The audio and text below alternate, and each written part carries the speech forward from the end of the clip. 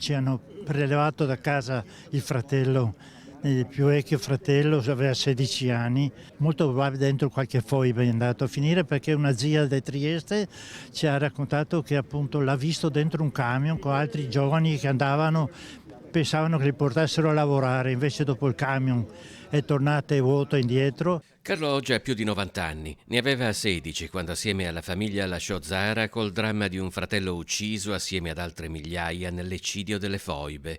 In occasione del giorno del ricordo a Marghera porta la bandiera della sua città accanto a Giuseppe, che mostra quella di Fiume, la città che lasciò quando aveva 1 anno e mezzo. La mamma e il papà erano molto tristi e dispiaciuti e sono morti di crepacuore andando via da Fiume.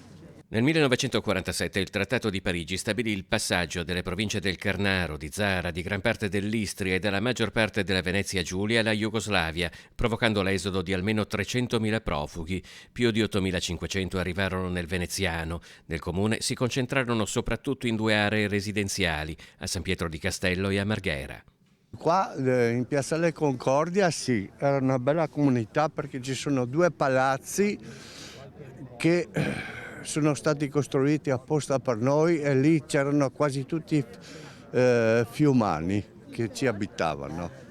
In un mondo uscito dalla guerra spaccato in 2 blocchi militari ed ideologici, la radicalizzazione politica poteva portare ad un andamento alterno dell'accoglienza. La parola fascista era sempre, anche a me la davano alla fine, dopo il lavoro, qua i colleghi chiedevano se è venuto in Italia a portarci via il posto di lavoro e le case, tutto. Perché in generale uno quando va via dal bianco è nero, se va via dal nero è bianco.